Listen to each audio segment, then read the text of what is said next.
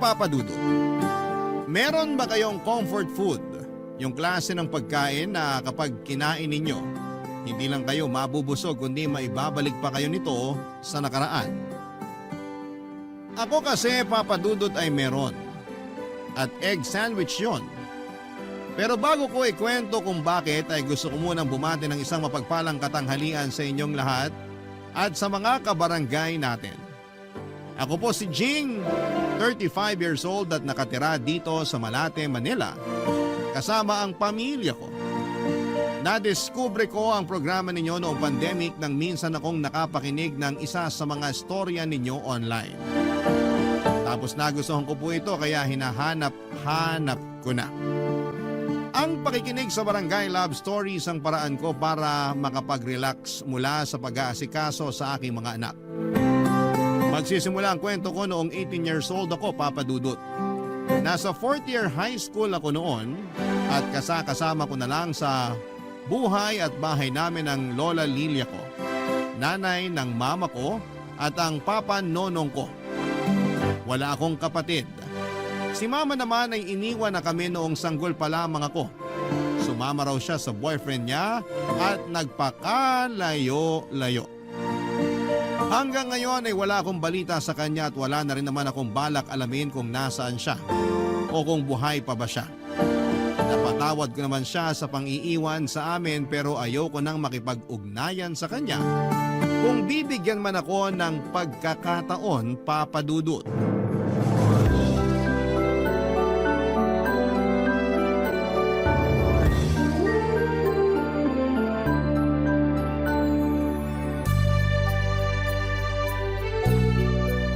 Ay, grabe. Sakit ng katawan ko. Nak, kuha mo naman ako tubig.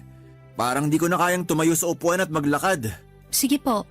Grabe. Ngalay na ngalay mga binti ko katatayo sa trabaho kanina. Buti na lang talaga hindi kami pinag-OT kasi baka di ko na kayanin. Mahirap talaga kumita ng pera rito sa atin. Kahit na anong sipag mo, parang kulang pa rin. Pa, tubig po. Salamat.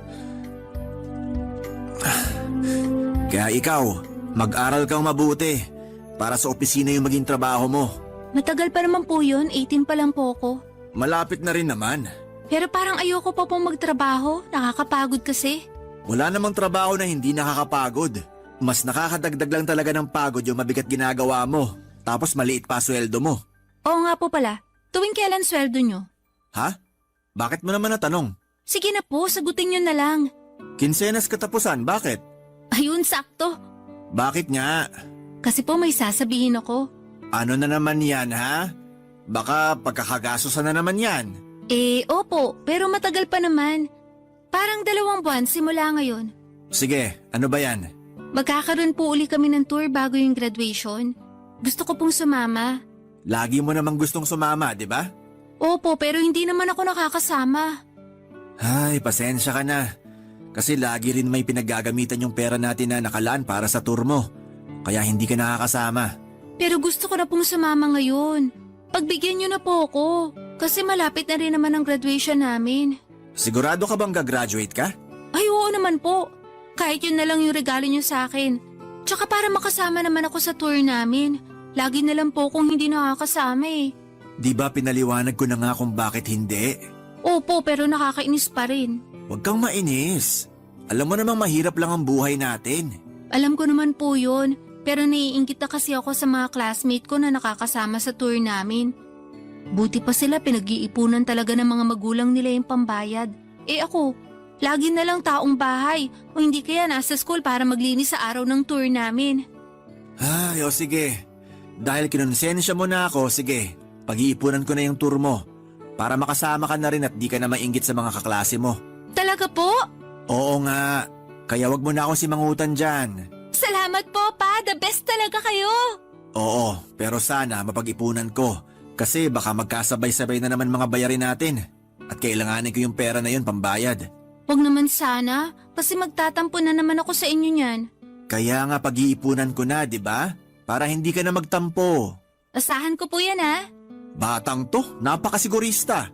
Siyempre naman po. O siya, masahihin mo muna mga binti ko. Para naman may lakas na ulit ako magtrabaho bukas at sa mga susunod na araw. Naantok na po ko. Sige ka. Pag di ako nakapasok bukas sa trabaho dahil masakit mga binti ko, hindi rin ako makakaipon ng pang-tour mo. Sige na nga po, pero saglit lang ha. Papa Dudut, simula elementary hanggang third year high school ay hindi ko pa naranasang makasama sa mga tour o field trip. Mahirap lang kasi ang pamilya namin at medyo gagastos talaga ng malaki kapag sumama ako. Sinasabi ko naman ng maaga kay Papa para mapag-ipunan niya, Papa Dudut. Pero laging may pinagkakagastosang mas mahalagang bagay ang perang nakalaan para doon. Kaya nga laging masama ang loob ko at nagtatampo sa kanya. Lagi ko rin siyang dinadabugan at nagmamaktol ako sa harapan niya pag hindi nasusunod ang gusto ko. Pero sa huli wala rin naman akong magagawa. Factory worker ang tatay ko at kumikita siya ng minimum. Magkaibigan at magkaklase sila ng nanay ko noong high school at nabuntis niya ito kahit na may boyfriend ito. Pero pareho naman daw nilang ginusto kaso sa huli, iniwan pa rin siya ni Mama nang makipagtanan ito sa iba. Tinanggap na lamang ng Papa ko ang mga nangyari kahit na masakit sa kanya. Nagalit din sa kanya si Lola, nanay ng Mama ko dahil sa ginawa nila ni Mama. Kaya nagsorry si Papa kay Lola at nangako na aalagaan ako at palalakihin. Naawa naman si Lola sa sitwasyon namin noon dahil sanggol pa ako. At ulilang lubos na rin ang Papa ko. Hindi rin siya close sa mga kamag-anak niya dahil barumbado siya noong kabataan niya. Pero nagbago naman siya nang isinilang ako. Kaya naman nag-decide si Lola na kukupin kami at patirahin sa bahay kasama niya. Lalo na't mag-isa na lamang siya ng mga panahong yon, Papa Dudut.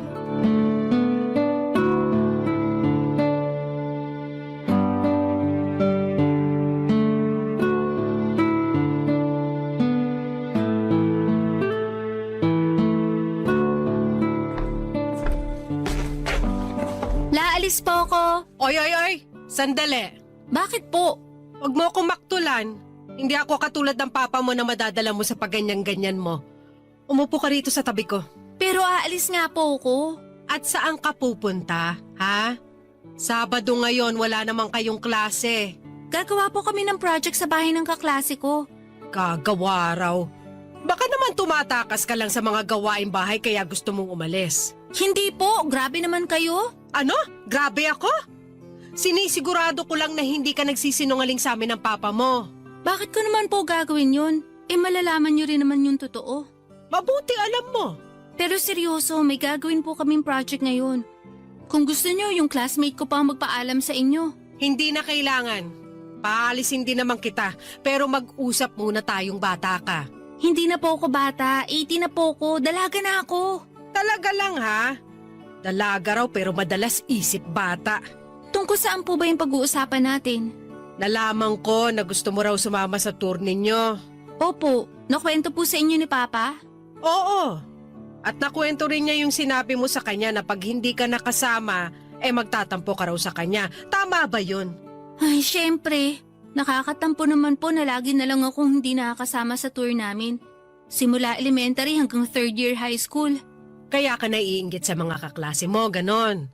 Opo. Alam mo naman ang sitwasyon ng buhay natin, di ba? Alam ko naman po, pero... Alam mo naman pala, pero bakit ganyan ka pa rin mag-isip? Hindi naman po sa ganun. Hindi raw sa ganun, pero para ka pa rin bata na hindi naiintindihan ng sitwasyon ng pamilya natin.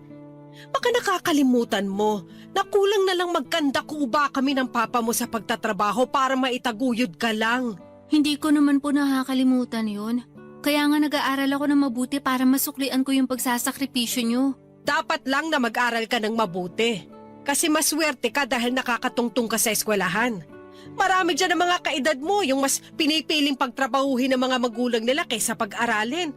Nagtatrabaho rin naman po ako ah. Diba tinutulungan ko nga po kayo sa pagtitinda? Oo, sa tuwing wala kang klase. Pero nitong nakaraan napapansin ko ha, lagi ka nalang umaalis tuwing Sabado at Linggo. Katulad ngayon, naalis ka na naman. Mahalaga naman po yung pupuntahan ko. Kanina ko pa sinasabi na gagawa nga po kami ng project ng mga classmate ko kaso parang hindi nyo naman naiintindihan. Anong sinabi mong bata ka? Hindi na nga po ako bata. Naiintindihan ko na po yung sitwasyon ng buhay natin. Sabi nyo nagkakanda ko ba na kayo ni Papa sa pagtatrabaho para maitaguyod ako. Ibig sabihin, kasama rin po doon yung maibigay nyo sa akin yung mga gusto ko. Anong pinagsasasabi mo? Saan mo yan natutunan? Naisip ko lang po. Kasi may iba akong kaklase na katulad din natin yung buhay pero nakakasama naman sila sa tour. Hindi mo dapat kinukumpara ang buhay natin sa buhay nila. Tsaka kung gusto mo talagang sumama sa tour na yan, tulungan mo kami ng Papa mo sa pagtatrabaho. Hindi yung pagsasalitaan mo kami ng ganyan. Para kang hindi nag-aaral. Papa Dudut, aminado naman ako na may pagkatamad ako sa bahay namin at mahirap utusan. Kaya madalas nagagalit sa akin ang lola ko lalo na at may pagka-istrikta siya. Mabait naman siya pero lamang lang talaga yung pagiging mataray niya. Lagi rin niya akong pinapangaralan na huwag maging swail na anak dahil ayaw niyang kalakhan ko yon. Wala raw kasing mararating ang mga anak na hindi marunong rumespeto sa mga magulang. Kaya dala-dala ko pa rin ang pangaral niyang yon magpahanggang sa ngayon. Tindera ng mga gulay ang lola ko at kasama niya ako sa paglalako ng mga ito sa palengke at sa ibang mga barangay. Pero kapag nasa school na ako ay mag-isa na lamang si lola na nagtitinda. Believe talaga ako sa kanya, Papa Dudut, dahil sa edad niyang 58 ay may lakas pa rin siya na katumbas ng 10 kabayo. Kaya nga kahit nagdadalaga na ako noon, ay napapalo pa rin niya ako. Minsan nagagalit at nagtatampo ako kay Lola dahil masungit siya sa akin. Pero alam ko at ramdam ko naman na mahal niya ako katulad ng pagmamahal sa akin ni Tatay. Yan ang mga bagay na hindi ko makakalimutan, Papa Dudut. Barangay Love Stories. Barangay Love Stories. Papa Dudut, isa sa mga turo sa akin ng lola ko ay ang pagpapahalaga sa bawat sentimong kinikita namin. Ibig sabihin, kailangang pag-isipan ko ng mabuti ang mga bagay na dapat kong pagkagastosan para hindi naman daw sayang ang pera. Pero pagod na akong mainggit sa mga kaklase ko na palaging nakakasama sa mga tour, Papa Dudut. Sawa na akong makinig sa mga magaganda at nakakatuwa nilang kwento tungkol sa mga lugar na binibisita nila dahil gusto ko rin na makapunta doon. Gusto ko rin na ako naman ang magkwento. Imbes na lagi na lang nakikinig sa kanila, Papa Dudut. Kaya nga lalo kong pinaramdam kay Papa na gusto kong sumama sa paparating naming tour. At kapag hindi na naman ako nakasama, sinabi ko na maglalayas ako sa bahay namin. Natakot ang tatay ko na baka totohanin ko ang paglalayas, kaya naman sinabi niya ang pag-iipunan niya, ang perang ipambabaya doon. Umasa ako ng husto na nananabik na dumating ang araw na yon. Yun pa lang kasi ang unang pagkakataon na makakasama ako sa naturang tour, kaya naman hindi na ako mapakali pa. Yung bang tipong gusto ko nang hilahin ang mga araw sa sobrang excited ko, Papa Dudut.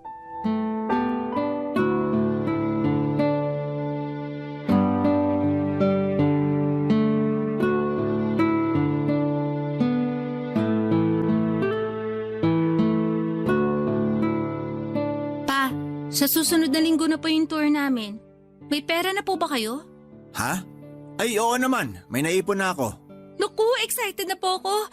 Pwede ko na po bang kunin? Nagpapabahig na kasi si Ma'am para sa mga siguradong sasama. Sige, sandali. Kunin ko lang sa wallet ko. Oh, ito na anak. Ay, bakit sakto lang po ito? Anong ibig mong sabihin? Wala na po ba kayong pera para may pasobra naman? Said na yung wallet ko. Wala na akong pera rito. Ano ba yan? Kulang po to. Paano magkukulang yan? Sabi mo sakto na yan. Ang ibig ko pong sabihin, pambayad lang to sa tour. Wala pa po rito yung baon ko at pocket money. Pwede ka namang magbaon ng kanin at ulam dyan. Tsaka bakit kailangan mo ng pocket money?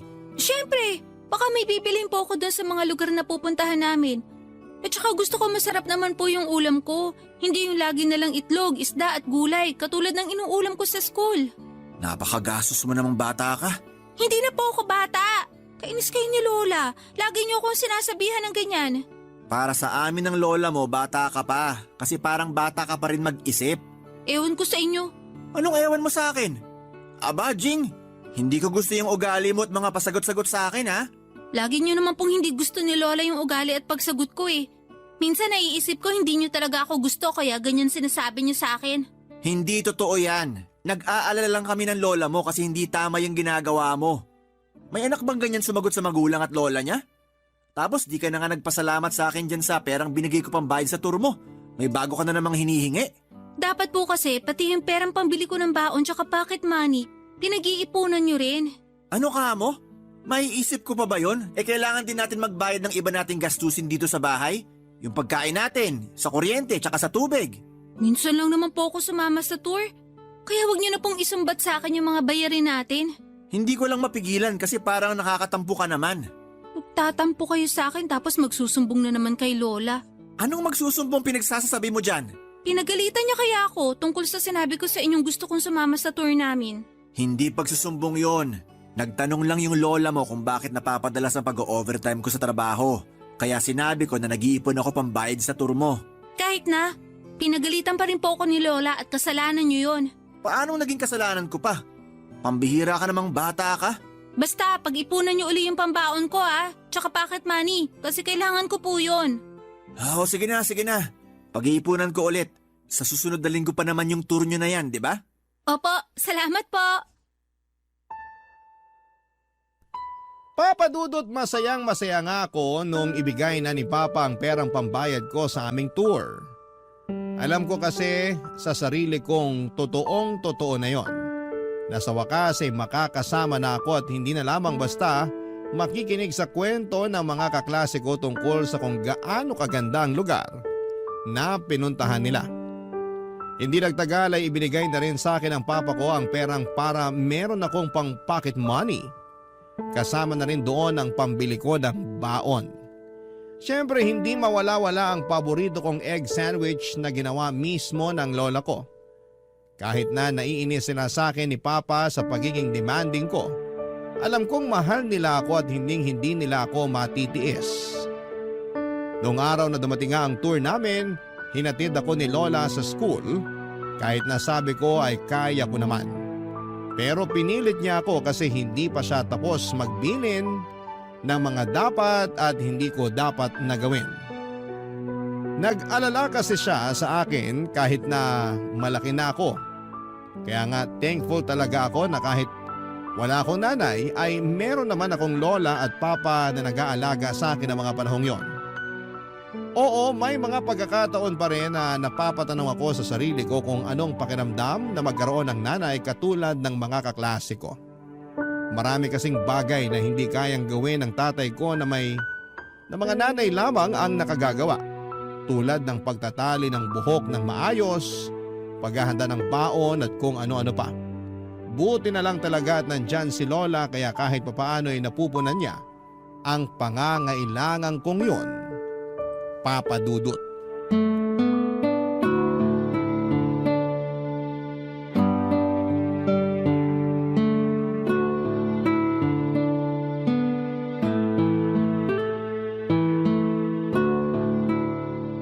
Kumusta naman yung tour nyo?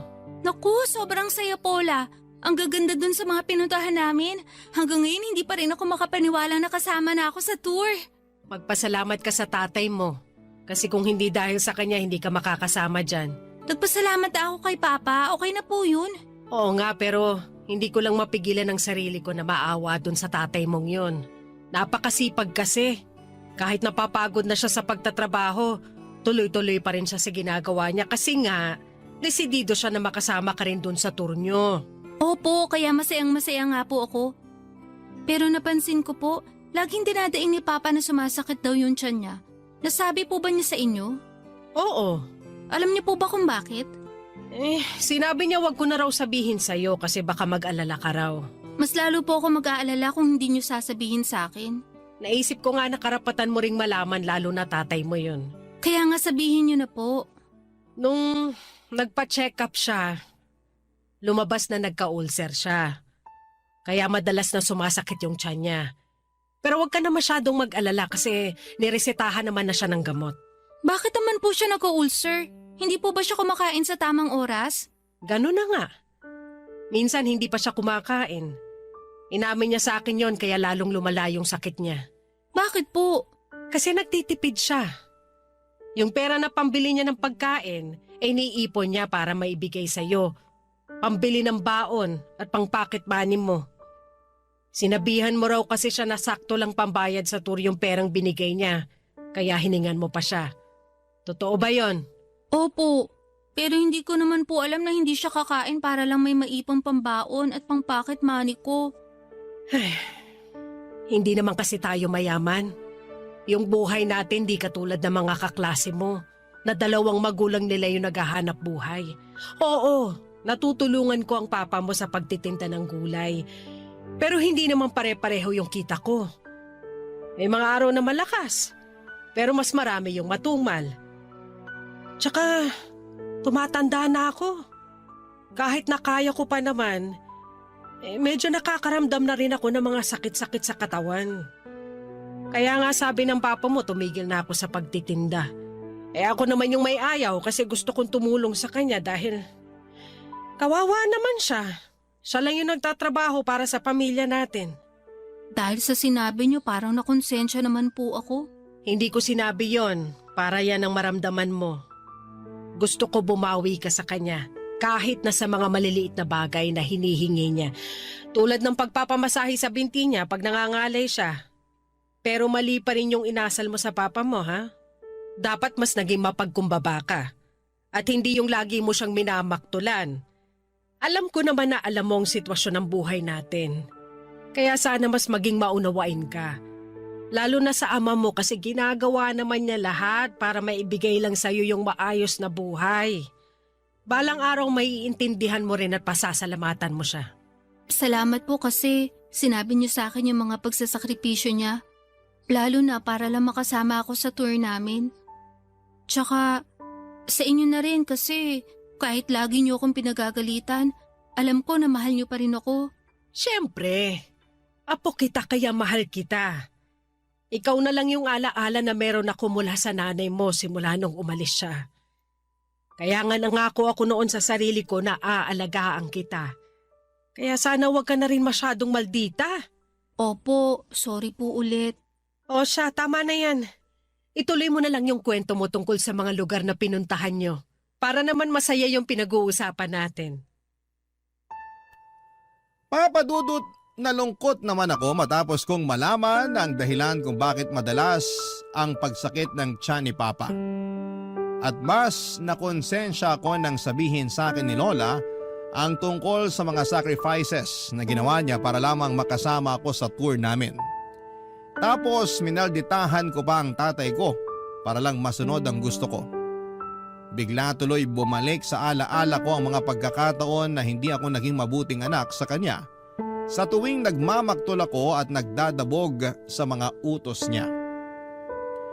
Doon ay biglang nag-sink in sa isipan ko ang lahat ng mga pangaral ng lola ko sa akin, kaya unti-unti ay nagbago ang pag-uugali ko. Hindi naman ako masamang anak, medyo pasaway lang talaga kaya nga binabawas-bawasan ko na. Hindi rin ako madalas nagreklamo kapag inuutusan ako ni na Lola at Papa. O kapag hindi ko gusto ang ulam, ay hindi na ako papadudot naghahanap ng masarap kasi yun lang ang kinaya ng pera namin. Nagpapasalamat ako sa Diyos sa mga blessings na ibinigay niya para sa pamilya namin at nangako ako sa sarili ko na balang araw ay babawi ako sa 2 taong pinakamamahal ko. Barangay Love Stories. Barangay Love Stories. Papadudot, lumaki akong hindi close sa papa ko dahil noong una ay naisip ko na kasalanan niya kung bakit kami iniwan ni mama. Tapos busy pa siya lagi sa trabaho kaya naman kaunti lang yung panahon niya na makasama ako at masubaybayan sa paglaki ko. Buti na lang at nandyan si Lola dahil kahit papaano ay merong nag-aasikaso sa akin mula pagpasok sa eskwelahan hanggang sa pagdalo ko sa mga PTA na kasama si Lola. Laging sinasabi ng lola ko na unawain ko na lamang ang tatay ko. Kasi nga siya lang halos ang naghahanap buhay sa pamilya namin. Lalo na noong tuluyan nang tumigil sa pagtitinda ang lola ko. At habang tumatanda ako ay naiintindihan ko na ang tatay ko kung bakit gano'n na lamang siya kapursigidong magtrabaho. Bukod sa ayaw niya kaming magutom ni lola, gusto niya rin na makaipon ng pera ng pangkolehiyo ko. Nakita ko sa mga pagod niyang mga mata na mahal niya ako kahit na hindi niya yon madalas sabihin. Kaya naman naging inspirasyon ko sila ni lola para pagbutihin ang pag-aaral ko at nagbunga ngayon nang makapagtapos ako sa high school ng may karangalan.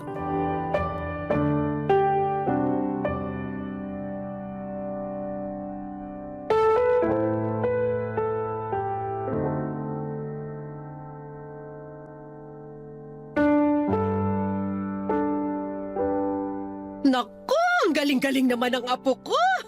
Congrats na. Kasi may medalya ka nung graduation mo. Masayang-masaya kami ng lola mo kasi alam namin nag-aral ka ng mabuti para lang magkaroon ka ng ganong karangalan.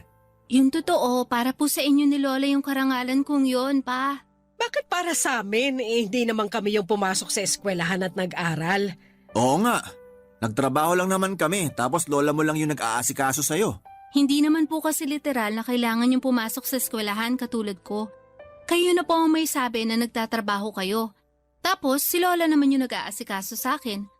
At kaya nga po ako nagsikap makagraduate ng may medal kasi kayo po yung inspirasyon ko.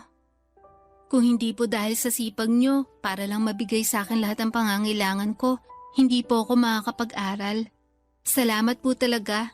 Walang anuman yon. Anak kita at mahal kita. Mahal ko rin po kayo. Nakakatuwa naman tignan ng sweet yung mag-ama. Salamat din po sa inyo kasi lagi nyo akong inaasikaso. Walang anuman yon. Tsaka maliit na bagay lang yon. Hindi po maliliit na bagay yon kasi kahit malaki na ako, nandyan pa rin kayo para gumabay sa akin at mangaral. Kaya nga kahit wala na akong nanay, hindi ko naman naramdaman na napabayaan ako. Iba rin mag-alaga ang lola mo. Kahit ako nga inaasikaso rin niya na para bang tunay na anak. Ano ka ba naman? Sa tinagal-tagal ng pagsasama natin dito sa bahay, paanong hindi kita tatratuhin parang tunay kong anak? Mabait ka at mabuti kang magulang kay Ching. Tapos nakita ko rin sa'yo yung determinasyon na mabigyan siya ng maganda at maginhawang buhay kahit na mahirap lang tayo. Doon pa lang napahanga mo na ako. Kaya sabi ko sa sarili ko, aalagaan din kita katulad ng pag-aalaga ko sa apo ko. Salamat po, Nay. Nararamdaman ko na meron akong magulang sa katauhan nyo. Hindi talaga ako nagkamali na pinatira ko kayo mag-ama sa bahay ko noon. Kasi simula nung iwan ako ng anak ko, pakiramdam ko na wala na rin ako ng rason na mabuhay. Siya na lang kasi yung meron ako pero nawala pa rin siya sa akin. At kasalanan ko po yun. Pakiramdam ko, ako yung nagtulak sa kanya para iwanan kayo. Habang buhay po akong hihingi ng tawad sa nangyari. Napatawad na kita, tsaka tapos na yon. Hindi na ako galit sa'yo. Malaki na rin naman yung anak ko. May isip na siya para malaman ng tama at mali. Alam ko na alam niya ang ginawa niya ng araw na yon. Kung sakaling bumalik po si Mama, patatawarin niyo ba siya? Oo naman. Anak ko pa rin naman siya, tsaka wala na sa akin yun. Nangyari yun, matagal na panahon na. Ikaw pa? Wala na rin kaso sa akin yon. Ang mahalaga, bumalik siya para sa inyo ng lola mo. Ayos na ako na wala sa prioridad niya. Kasi kayo na lang din ang lola mo ang prioridad ko. Ikaw ba, Jing? Sakaling bumalik ang mama mo tapos humingi ng tawad sa pangiiwan niya sa'yo nung baby ka pa lang. Patatawarin mo ba siya? Pwedeng oo, pero hindi ibig sabihin sasama na ako sa kanya sakaling kunin niya ako. Kasi para sa akin, kayo lang ni Papa ang pamilya ko.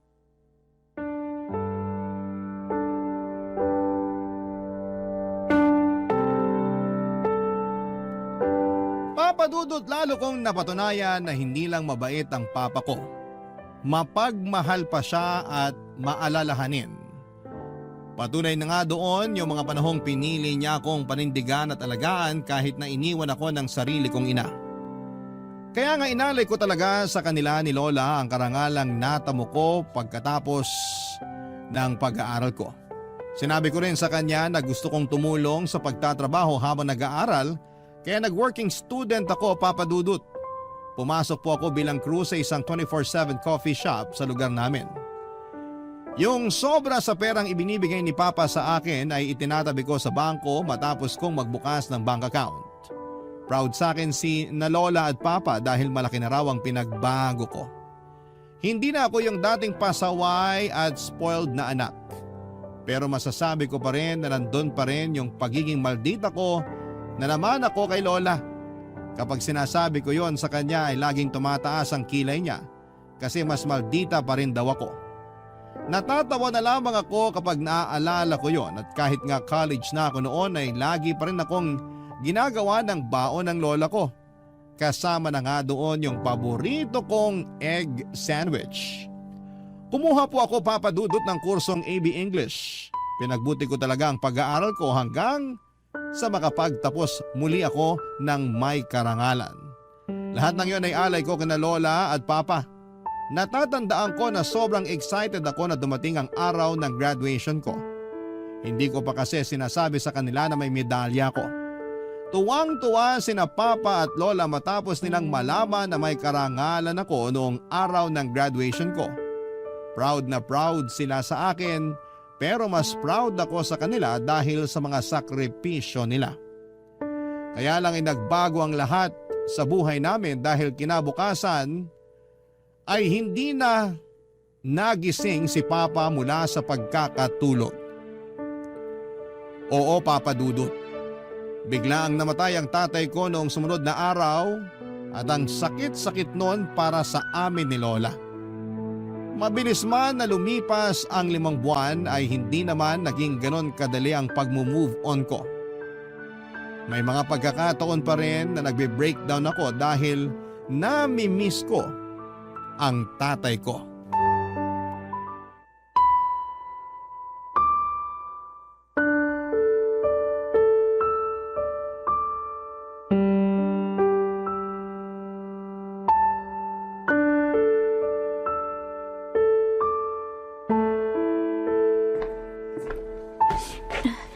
Umiiyak ka na naman ba, Jing?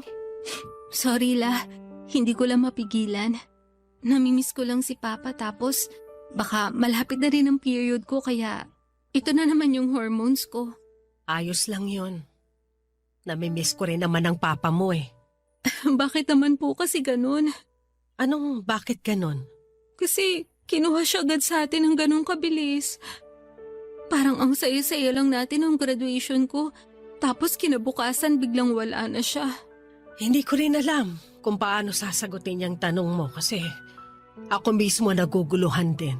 Hindi ko pa nga naibabalik sa inyo lahat ng magaganda at mabubuting bagay na ginawa niyo sa akin para lang makapagtapos ako sa pag-aaral. Paano ko na po gagawin yun kung wala na si Papa? Ang daya, ang sakit-sakit po.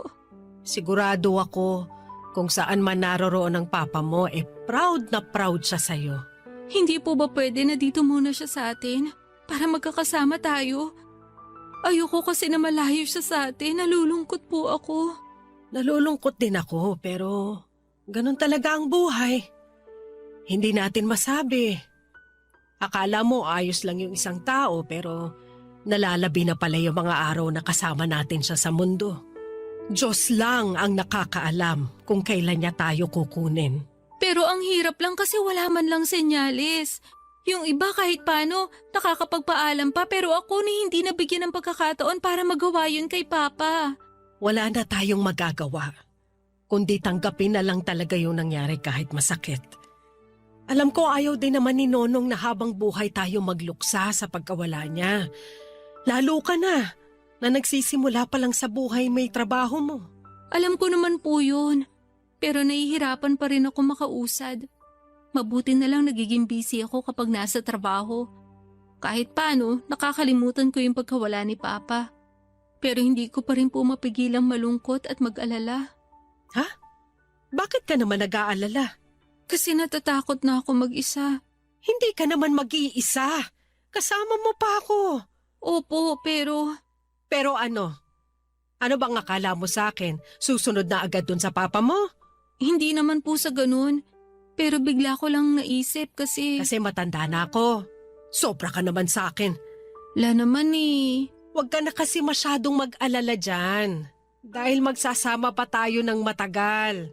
Iniingatan at tinaalagaan ko naman ang sarili ko kasi gusto ko pa mabuhay ng matagal.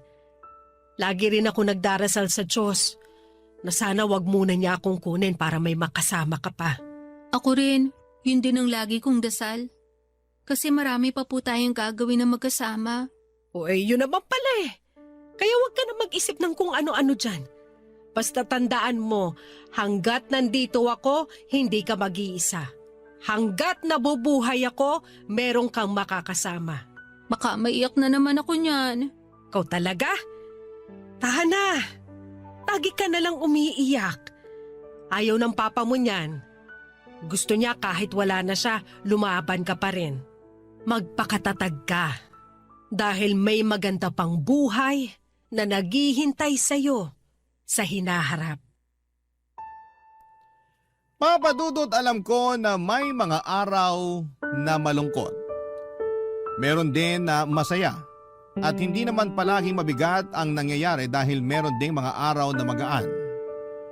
At kapag nakakaramdam ako ng lungkot sa tuwing naaalala ko ang pagkawala ng papa ko ay lagi ko na lamang iniisip ang mga masasayang alaala na kasama ko siya noong nabubuhay pa siya.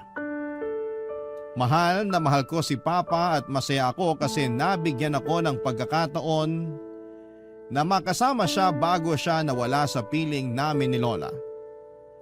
Sa kasalukuyan ay may asawa na ako at mga anak. Wala na rin si Lola dahil noong nakaraang taon lamang ng 2023 ay pumanaon na siya, Papa Dudut.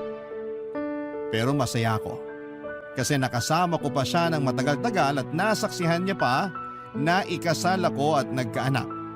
Kahit papaano. Panatag na ang puso ko na nasa mabuti silang kalagayan ng papa ko nang magkasama.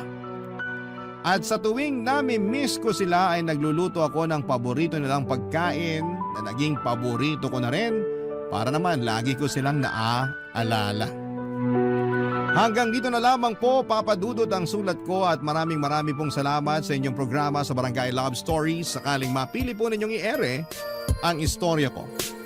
Naway kinapulutan po ito ng aral at inspirasyon ng mga kabarangay natin. God bless po sa inyong programa, ang inyong kapuso at kabarangay, Jing. Dear Papa Dudut, sabi ng mama ko, iwasan ko raw masangkot sa magulo at komplikadong sitwasyon. Kasi mahirap na raw lusutan yun at sigurado ako na ako lang din ang mapiperwisyo. Pero minsan ay mahirap labanan ang sarili lalo na kung gustong gusto mo ang isang bagay o tao. Kahit na alam mong pangit sa paningin ng iba ay gagawin mo pa rin. At yan ang napagdaanan ko sa kwento na gusto kong ibahagi sa inyong programa na Barangay Love Stories. Pero bago ako mag-umpisa, itago nyo na lang po muna ang pangalan ko sa pangalang Martus. Kaka-31 ko lamang nitong August at taga Mandaluyong. Nagtatrabaho ko sa isang BPO company at wala pang sariling pamilya. Pero noong 29 years old ako ay nagkaroon ako ng girlfriend na mas bata sa akin ng 6 na taon. Bali 23 years old siya noon, na itago na lang natin sa pangalang Bridget. Naging magkatrabaho kami at doon na rin nagkakilala. Maganda si Bridget, kalog at palatawa. Bagay na nagustuhan ko sa kanya. Pero sa kabila ng lahat ay nag-alangan pa rin po ako na i-pursue yung feelings ko sa kanya. Dahil nga sa age gap namin, Papa Dudut.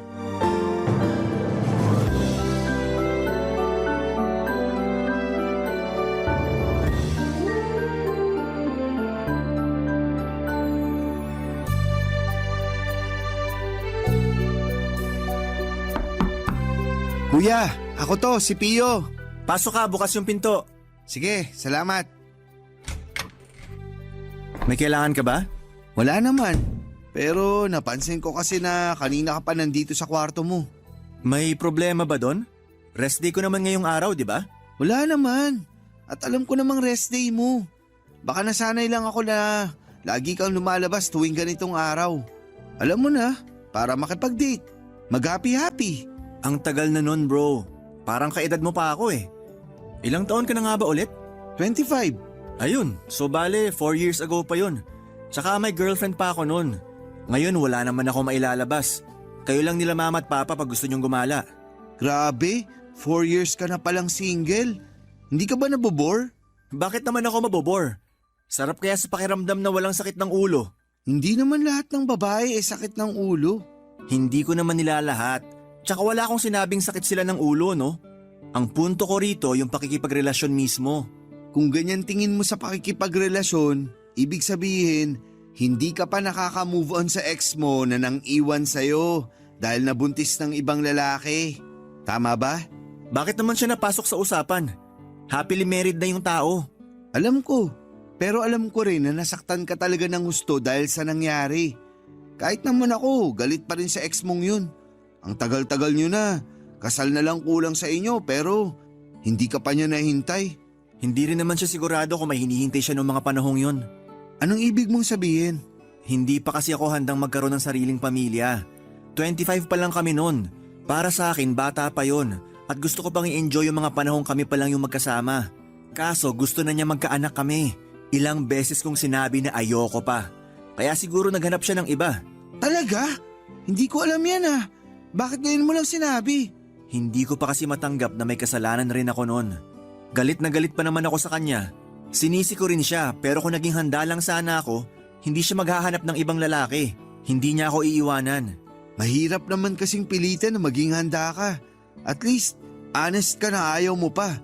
Siguro, hindi lang talaga kayo yung itinadhana sa isa't isa. Bakit ba napunta sa aming dalawa yung usapan? Alam nga namang sa aming dalawa. Kayo yung mag-ex, di ba? Ex na nga, di ba? Past is past. Huwag na nating pag-usapan kasi tapos na yon. Pero wala ka pa ba talagang nagugustuhan? Ha? Kung wala ka pa ba akong nagugustuhan? Actually, meron na. Sabi na eh. Pero komplikado kasi… Pamilyado. Naku, lagot ka kay na mama at papa. Sira! Patapusin mo muna ako, pwede? Sorry na, na-excite lang. Sige na, dali. Bakit komplikado? Kasi katrabaho ko siya at mas bata siya sa akin. Gaano ka bata? 23 years old. Bale, 6 years age gap namin. Grabe ka naman. Yung iba nga dyan, more than 6 years, ayos lang. Walang problema. Saka adult na yung 23 ha. Hindi na yun alagaing bata o menor de edad. Yung tungkol naman dyan sa trabaho nyo, uso naman yan eh. Make sure lang na hindi maaapektuhan ng love life nyo yung mismong trabaho nyo. Kasi dyan ka sasabit. Sa bagay, marami nga doon lantaran pa yung pakikipagrelasyon. Wala namang sinasabi ang management. Basta hindi ka lang papatol sa may asawa. Walang problema dun. May kasabihan nga na age doesn't matter, di ba? Oo. Saka ngayon ka na lang ulit nagkagusto sa isang tao. 4 na taon ka ng single. Malay mo, siya na pala yung dawan. Tapos pinalagpas mo lang kasi natatakot ka o nag-aalinlangan ka. Wala naman ako nakikitang problema. Mapadudod doon ko na-realize na tama naman ang mga sinabi ng kapatid kong si Pio. Ang tagal na rin simula nung huling beses ako nagkaroon ng girlfriend. Na-trauma kasi ako sa ex ko kaya umiwas muna ako sa pakikipagrelasyon. Pero tumanda na ako. At gusto ko na rin bumuo ng sarili kong pamilya. Kaso hindi yata ako swerte sa mga kaedad ko. Pero dahil nga mas bata sa akin si Bridget ay ayoko naman siyang madaliin na magkaanak na kami. Gusto ko munang sulitin ang mga pagkakataon na kami lang ang magkasama bilang magkasintahan. Kaya nga tinuloy ko na rin ang panliligaw sa kanya. Tulad ng sinabi ko ay nagustuhan ko kay Bridget yung ugali niyang palatawa at kalog. Kapag kasi stress na yung team namin ay nananatili siyang positibo, kaya naman nahawahan niya ng pagka-good vibes ang mga kasamahan namin. Sa kabila ng lahat ay lumaki sa isang tradisyonal na pamilya si Bridget kung saan ay kailangan ko munang makilala ang parents niya bago niya ako sagutin sa panliligaw ko. At bilang lalaki na seryoso naman sa intensyon at nararamdaman ko sa kanya, ay pumayag akong pumunta sa kanila para makilala ang magulang niya. Doon ko nga nakilala ang Mama Ingrid niya na mag-isang nagpalaki sa kanya, Papa Dudut.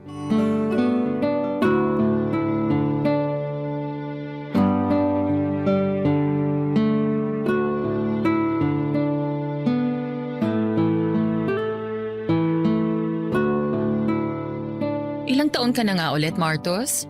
29 po. Ganun ba? Hindi halata sa itsura mo, ha? Salamat po. Sabi sa'yo, ma, mukhang bata pa rin si Martus eh. Hindi naman ako tutol kahit na ano pang itsura niya, anak. Lalo na kung gusto mo at mahal mo yung isang tao. Pero syempre, kailangan makilala ko muna kung sino yun. Salamat po. The best talaga kayo. Ikaw ba, Martos? Wala ka pang asawa? Di ba sinabi ko na po na single siya? Gusto ko pa rin kumpirmahin sa kanya mismo, no? Nako, wala po akong asawa. Anak, Wala rin po. jowa, Yung anak niyo po, kung sasagutin niya ako. Hoy, baka makurot ako ni mama. kukurutin talaga kita ang harot-harot mo. Sorry na po, si Martus kasi. Pasensya ka na kung ganito ako magtanong. Ayoko lang kasi mapunta sa maling lalaki tong unika iha ko.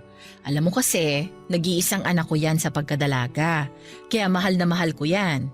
Nakwento nga po ni Bridget na kahit wala siyang papa, sapat na raw po yung pagmamahal na galing sa inyo.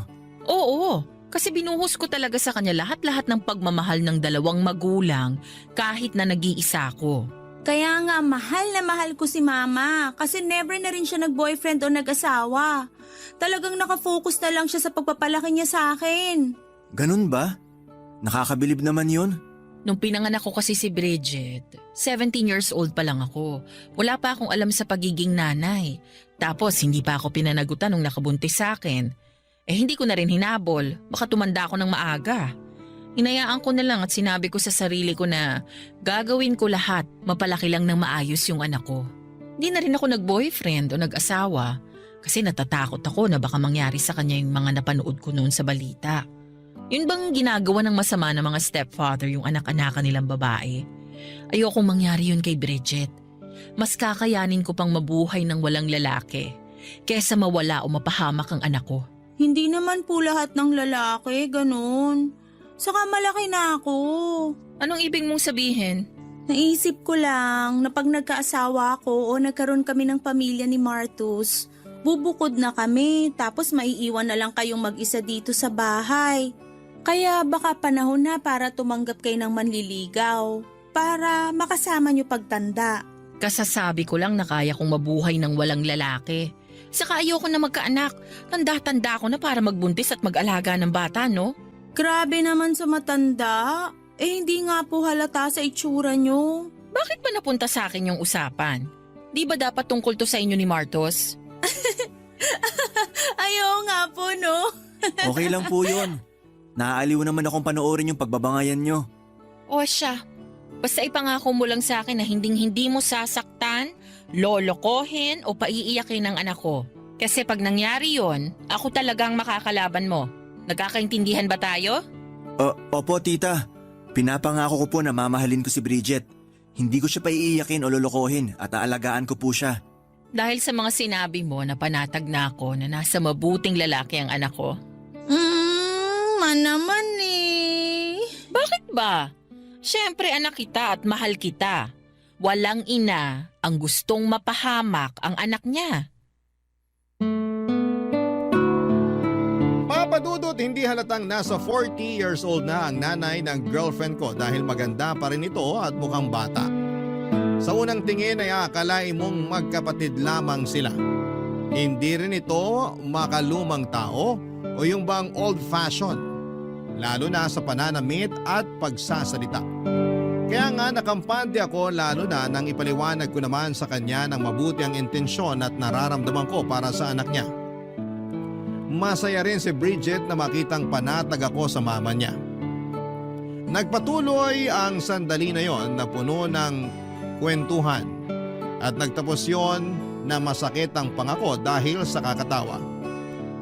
Nakakaaliw kasi si Tita Ingrid kapag nagkikwento siya ay sinasamahan niya pa ng aksyon para daw damang-dama. Lalo tuloy akong natatawa at natutuwa.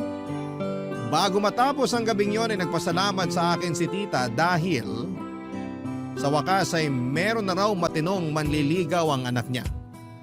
Nakwento kasi niya na puro na lang daw isip bata ang mga ipinapakilalang lalaki sa kanya ni Bridget. Kaya medyo alanganin siya nung umpisa. Pero ngayon na nakilala niya ako ay mukhang nakampante na si tita sa akin. Barangay Love Stories. Barangay Love Stories. Papadudot ng sumunod na araw ay sinagot na ako ni Bridget. Kaya naman masayang masaya ako. Lagi na rin akong pumupunta sa bahay nila dahil ini-invite ako ni Tita Ingrid. Gusto raw niya ako na makaklose lalo na at kasintahan ko na ang anak niya. Wala namang problema sa akin kasi hindi naman siya masungit at hindi rin intimidating. Sa katunayan ay masaya ako at excited kapag pumupunta sa kanila. Kitang-kita ko kasi ang tiwala at approval niya sa relasyon namin ng kanyang anak. Mabilis na lumipas ang 2 buwan ay lalo kong nakilala ang ugali ni Bridget. Nandun pa rin naman ang mga bagay na nagustuhan ko sa kanya tulad ng pagiging positibo, masayahin at kalog. Pero na-realize ko na napaka-energetic niya at extrovert. Samantalang ako ay introvert kaya aminado ako na may mga pagkakataon na hindi ko matapatan ang energy niya. May mga bagay kasi siyang gustong gawin na hindi ko naman gusto papadudot. Halimbawa, yung lumabas kasama ang mga kaibigan niya na hindi ko naman kaedad. Pinagbigyan ko na siya 1 beses pero namihasa naman siya.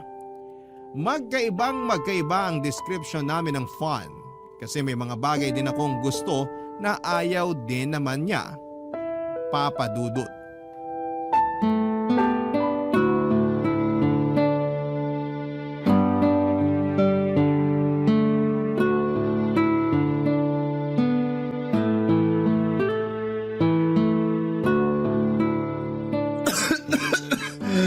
Kuya, masama na yung ubo mo ah. Patingin ka na kaya sa doktor. Ayos lang ako. Naambunan kasi ako kahapon kaya eto, inuubo ako. May sipon na nga rin ako eh. Hala, baka may lagnat ka na rin yan. Wala pa naman pero masama na pakiramdam ko. Uminom ka na ba ng gamot? Oo, kanina pa. Inaantok na nga ako eh. Baka kailangan ko lang ng pahinga. Mabuti pa nga. Basta, babalik ako rito para i-check ka ha. Magluluto si mama ng sopas para may makain ka pagising mo. Sige, salamat. Alis na ako. Dumaan lang ako para kumustahin ka. Magbabasketball muna ako. Pagaling ka. Okay, salamat.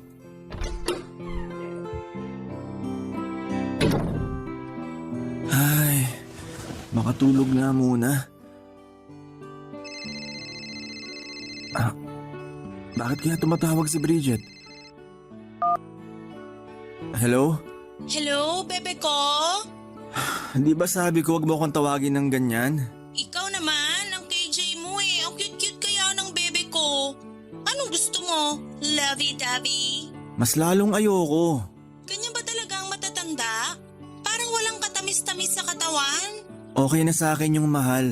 Ayoko nun, masyadong common. Sige, bahala ka na. Salamat, bebe ko. Ay, may ba tayo? Tumawag na ako kasi di ka sumasagot sa text and chats ko eh. Akala ko ba nasa inyo ka lang? Oo nga. Masama lang pakiramdam ko kaya di ko kayang mag-phone. Sumasakit mata ko pag tumitingin matagal sa screen kahit naka-on na yung reading mode. Ganun ba? Sayang naman yung araw kung nandiyan ka lang sa bahay nyo. Mabuti pa samahan mo na lang ako. Sinabi ko na masama nga pakiramdam ko, di ba? Inuman mo na lang yan ang gamot. Uminom na ako. Pero saan ka na naman ba pupunta? Makasaan ka naman? Nakalimutan mo na no. Nagpaalam ako sa iyo kagabi. Sorry, lutang lang. Sabi ko, magbabar hopping kami ng former high school classmates ko. Tuloy naman yun pero nagsabi kasi sila na isasama daw nilang mga jowa nila. Sa lagay ako lang walang kasamang jowa mamaya. Pero... Sige na, sumama ka na. Sige ka, manlalalaki ako para lang may mapakilala sa kanila. Yan ang wag na wag mong gagawin. Kaya nga, sumama ka na. Mamaya pa naman yun, mga 8:00. Pwede ka pang matulog para makapagpahinga ka. Mag-alarm ka na lang pero gumising ka ng mga 6:00. Bakit naman ang aga? Siyempre, susunduin mo pa ako dito sa bahay, no? Hindi ba talaga pwedeng hindi ka pumunta? Hindi saka nakauuna ako. Matagal na namin yung pinlano kasi di nagbabangga mga schedule namin. Ayoko naman mag-back out. Saka para maipakilala na rin kita sa kanila. Hindi ko pa ba sila nakilala? Ang dami ko na kasing minute na mga kaibigan at dating kaklase mo. Kaya nalilito na ako. Hindi pa. Bagong batch sila, classmate ko sila nung second year high school. Yung nakilala mo, classmate ko nung third year. Ah, ganun ba? Oo, kaya asahan kita mamaya ah. I love you, bebe ko. I love you too. Bakit walang bebe ko? Sige ka, tampo ko. I love you too, bebe ko. Huwag ka na magtampo. Okay, see you later. Papadudot mukhang seryoso si Bridget nang sabihin niya sa aking manlalalaki na lamang siya kapag hindi ko siya sinamahan sa bar hopping nila. Natakot ako at naisip ko na mabuti na rin na nandun ako para mabantayan ko siya. Kaya nga kahit masama ang pakiramdam ko ng araw na yon ay sumang-ayon na lamang ako sa gusto ng girlfriend ko. Turns out na nagpakalasing siya ng gabing yon at ako ang naging bantay niya. Antok na ako noon pero nilabanan ko dahil kailangan ko pa siyang intindihin. Ayaw pa nga magpaawat ni Bridget sa pag-inom ng gabing yon. Kung todo sayaw din siya sa dance floor at ako na lang ang nahiya sa mga pinaggagawa niya. Nainis din ako kasi pinagpipiestahan siya ng mga kalalakihan habang kumikembot na may kasama pang patuwad-tuwad. Kaya nga kahit na naggalit na siya sa akin at kamuntik na kaming mag-away, ay inawat ko na siya at niyayang umuwi na sa kanila. Sa bahay nila ay alalang-alala na naghihintay ang mama niya. Magkatulong kami ng mama ni Bridget na ipasok siya sa kwarto niya at ihiga sa kama, papadudot.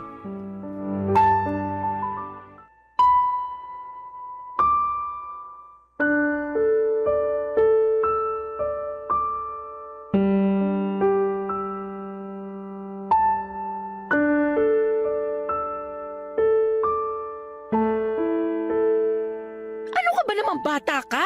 Bakit ka nagpakalasing? Hindi na po ako bata, ma. 23 years old na po ako. Bata pa rin yun, no? Pasalamat ka andun si Martos para bantayan ka. Pero sana hindi ka pa rin uminom ng marami. Pagbigyan niyo na ako. Minsan lang naman kami magkita-kita ng mga high school classmate ko eh. Ang akin lang naman, paano kung mapahama ka dahil dyan sa kalasingan mo tapos... Kasama ko naman po si Martus. Siya po nag-alaga sa akin, kaya huwag na kayong mag-alala. Safe na safe po ko na nakauwi dito sa bahay. Hindi ka na nahiya sa boyfriend mo? Bakit naman po ako mahihiya? Isabi niyo nga po, boyfriend ko naman. Kahit na. Ano na lang ang sasabihin niya sa'yo? Nalasinggera ka? Hindi kita pinalaki ng ganyan. Huwag na po kayo masyadong magalit. Sige kayo, baka tumaas yung presyon nyo. Bukas nyo na lang po ako sermonan. Inaantok na ako. Ay! Ewan ko sa'yo. Mukhang tulog na po yata si Bridget, tita. Oo nga eh. Marami ba talaga ang nainom niya? Medyo po. Ayaw pa nga niya magpaawat eh. Inaaway pa ako pero sabi ko umuwi na kami dahil baka nag-aalala na rin kayo. Nag-aalala na talaga ako kasi anong oras na oh? Tapos hindi man lang nagtitext sa akin. Yung huling text nung nakarating na kayo doon. Tapos wala na. Sorry po, tita. Hindi na rin ako nakapag-text sa inyo kasi sumasakit ulo ko pag matagal nakatutok sa screen ng cellphone. Tapos binabantayan ko na rin si Bridget nung nagsimula na siyang magpakalasing. Ayos lang yon. Hindi mo naman responsibilidad na i-update ako.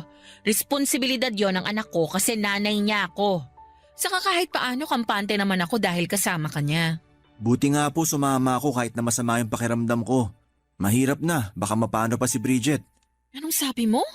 Masama ang pakiramdam mo? Opo. Hawakan ko nga ang noo mo. Pakiramdaman ko kung may lagnat ka. Sige po. Naku, mainit ka nga. Sorry po. Labas na lang po muna ako. Doon ka lang sa sala. Huwag ka na munang umuwi. Kasi baka mapano ka pa. Nakakahiya naman po. Sa akin ka pa talaga mahihiya. Para namang ibang tao ka pa, boyfriend ka ng anak ko. Saka 2:00 na ng madaling araw.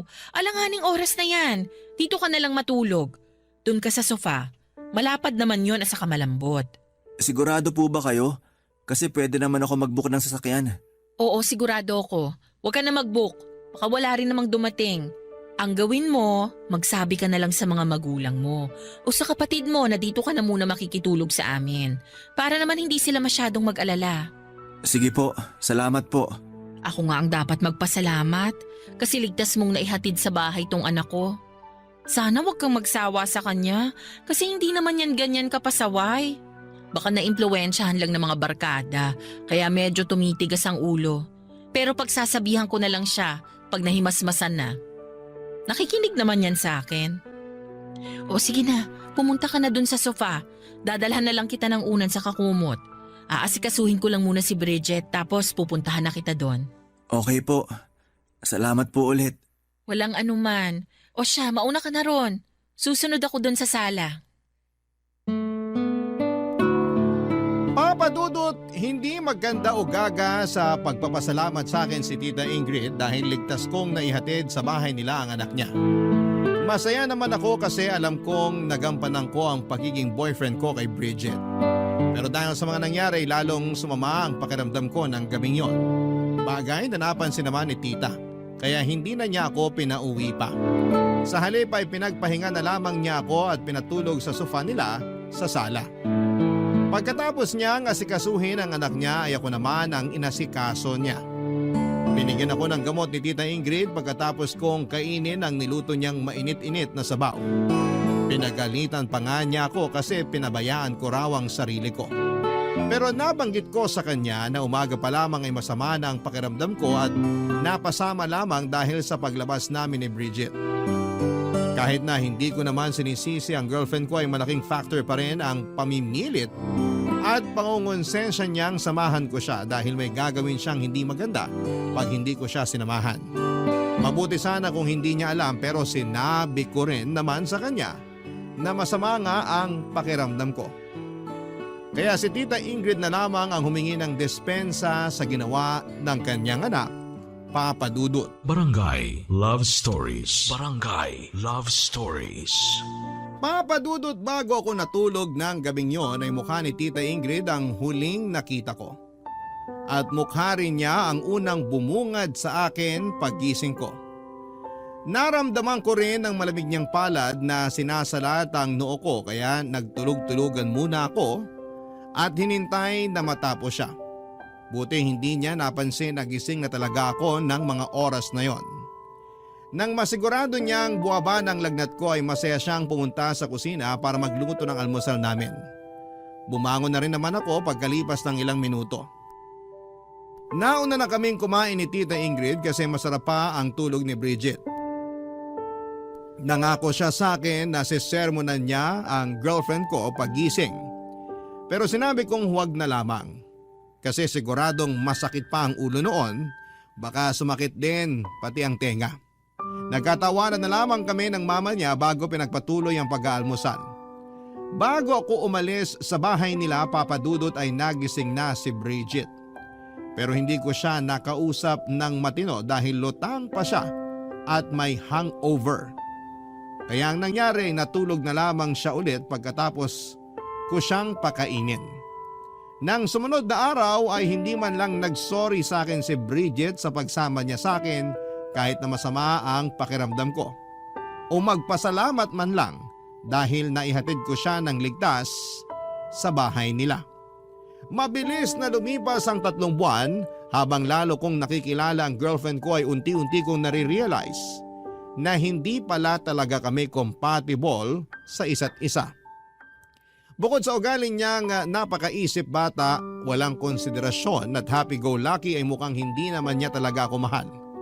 Paano'y lagi na lamang niya akong tinatakot na manlalalaki siya para masunod lamang ang gusto niya. Tapos may pagkakataon na parang hindi boyfriend ang turing niya sa akin sa harap ng mga barkada niya.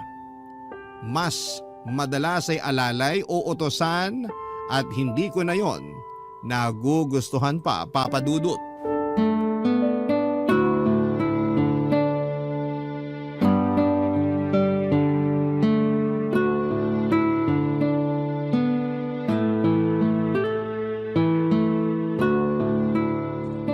Hindi ka ba nabobore?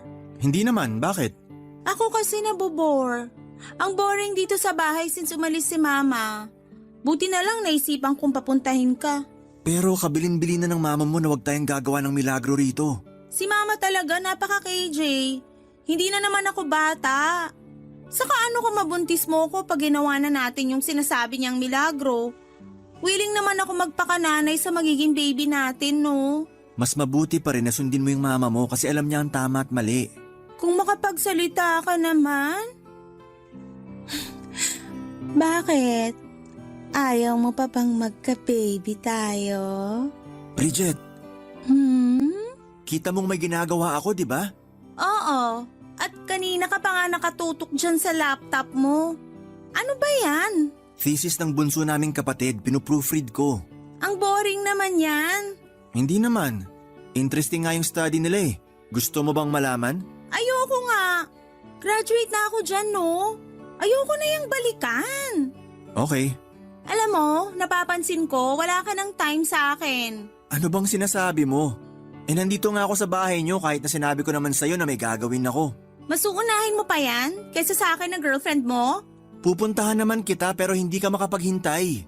Gusto mo pag nagsabi ka na pumunta ako rito, ura-ura darating ako. At kasalanan ko pa pala ngayon, ha?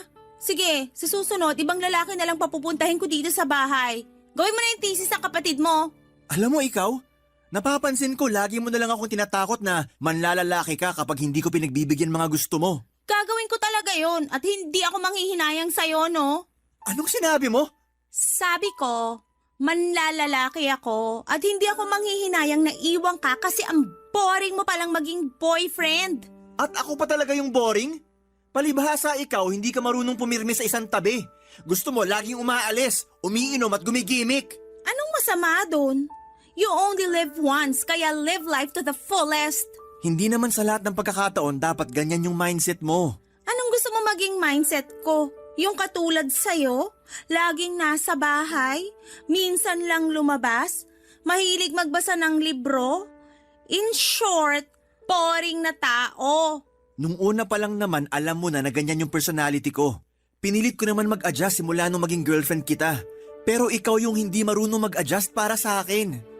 Akala mo kasi kapag pumirmi tayo sa bahay, nakakulong na tayo. Ganun naman talaga yun. Palibasa, matanda ka na, kaya ganyan ka mag-isip. Anong sinabi mo? Matanda ka na. Kasi ganyan yung mga kilala ko matatanda. Gusto na lang sa bahay. Ayaw nang lumabas kasi nakakapagod daw at gagastos na naman. Grabe. Bakit ba ngayon ko lang na-realize yun? Magkaiba tayo ng gusto sa buhay. Siguro nga tama ka. Pero pagod na ako mag-adjust para sa'yo. Di wag. Hindi ka naman kawalan. Kaya ko sarili ko. Aalis ako. Bahala ka dyan. Saan ka naman pupunta? Wala ka na doon. Total ayaw mo naman ako samahan. Diyan ka na lang sa thesis ng kapatid mo hanggang mamuti mata mo. Papa Dudut, umalis si Bridget ng bahay nila at hindi ko alam kung saan siya nagpunta. Hinayaan ko na lamang siya dahil baka kailangan namin ng space sa isa't isa. Pero hindi na rin naman ako nakapag-concentrate sa ginagawa ko pag alis niya. Marami ako naisip ng mga oras na yon. Una na doon yung sinasabi niya na mga kaibahan namin dahil sa pagitan ng aming mga edad. At kasama na rin doon yung hindi ko masabi sa kanya na namumuong feelings ko sa mama niya. Kahit na mag-ina sila, magkaiba sila sa kilos at pananalita. Kaya hindi ko napigilan ang aking sarili na mahulog kay Tita Ingrid.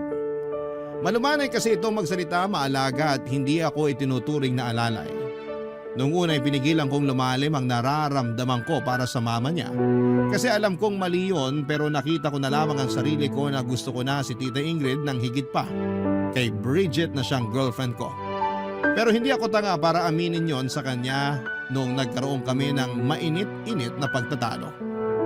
Pagkatapos noon ay humingi ako ng cool off kay Bridget dahil gusto ko munang makahinga sa relasyon namin. Posible kasing napapagod lamang ako o naguguluhan sa nararamdaman ko.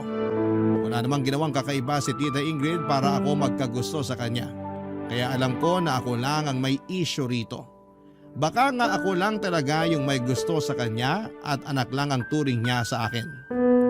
Dahil sa mga nangyari, ilang araw akong nag-work from home pero ang totoo ay iniiwasan ko lamang talagang makita si Bridget. At napansin na nga ng kapatid kong si Pio na may pinagdadaanan ako, Papa Dudut.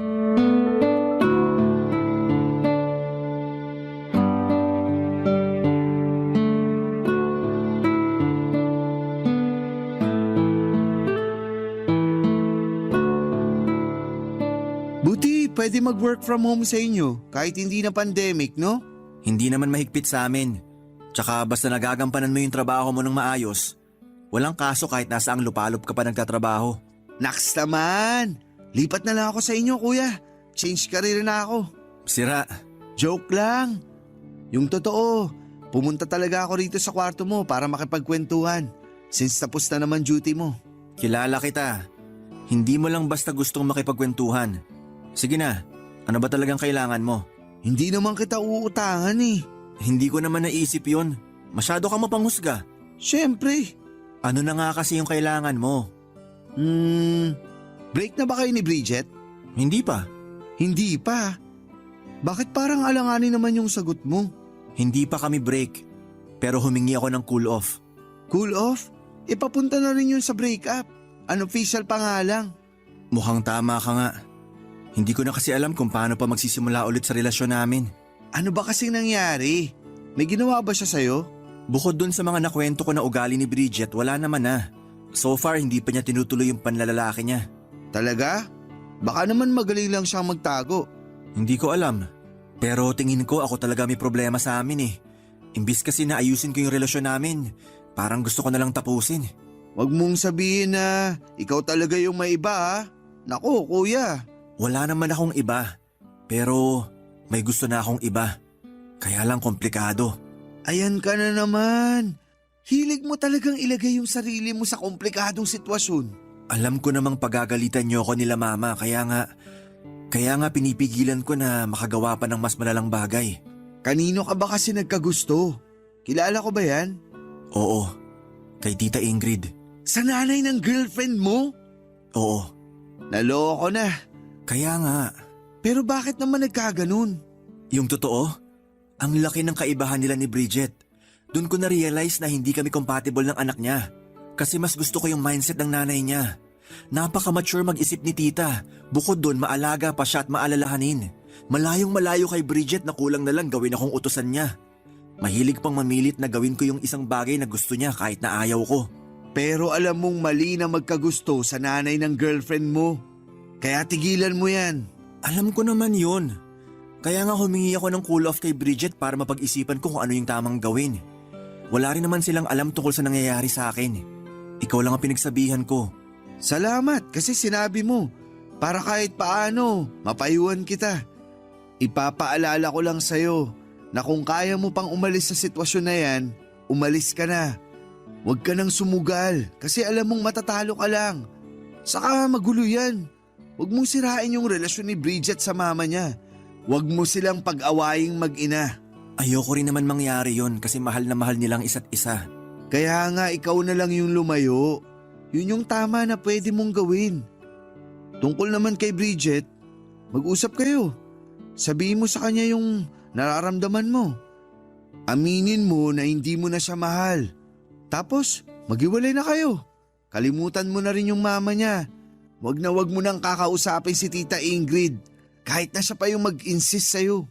Kasi pag ginawa mo yun, baka lalo mong mailagay yung sarili mo sa mas komplikado pang sitwasyon. Tandaan mo yung kabilin-bilinan sa atin ni Mama. Wag nating ilalagay ang sarili natin sa komplikadong sitwasyon dahil tayo lang din yung mahihirapan. Minsan, may mga feelings na hindi na dapat pinipursue. Papadudot pagkatapos ng usapan namin yon ni Pio ay aaminin kong naliwanagan ako sa tama at dapat kong gawin. Bigla ko naalala ang payo sa amin ni Mama tungkol sa huwag naming ilagay ang sarili namin sa komplikado at alanganing sitwasyon. Kaya nga matapos pa ang isang buong araw na pag-iisip ay nakapagdesisyon na akong tuluyan ng hiwalayan si Bridget. Alam ko rin kasi na hindi na rin mag-workout ang relasyon namin dahil magkaiba kami. At alam din niya yon kaya pumayag na lamang siya. Pagkalipas ng isang linggo ay nakita ko sila na noong kaidaran niyang lalaki na taga-kabilang department. At makalipas nga ang 6 na buwan ay nag-resign na siya sa pinagtatrabahuhan namin matapos mabuntis. Sa kasalukuyan ay masaya naman ako at contented sa buhay kahit na single ako. Wala akong pinagsisisihan, Papa Dudut, sa desisyon kong tapusin ang relasyon namin ni Bridget at hindi i-pursue ang nararamdaman ko sa mama niya. Alam ko kasi na posible kong masira ang relasyon nilang mag-ina at ayoko namang gawin yon sa kanila, Papa Dudut. Kaya nga masasabi ko na proud ako sa sarili ko dahil nagawa kong umusad nang walang nasasaktang ibang tao. At kung sakali naman na pagkalooban ako ng panibagong pagkakataon na magmahal muli, hiling ko sa Diyos na gabayan at tulungan kami upang mas maging matatag ang relasyon namin. Hanggang dito na lamang po ang sulat ko, Papa Dudut, at sana po'y mapili po ninyong i-ere sa Barangay Love Stories. Umaasa po ako na kinapulutan po ito ng aral at inspirasyon ng mga kabarangay natin. God bless po and more power sa Barangay LS. Ang inyong forever kapuso at kabarangay, Martus.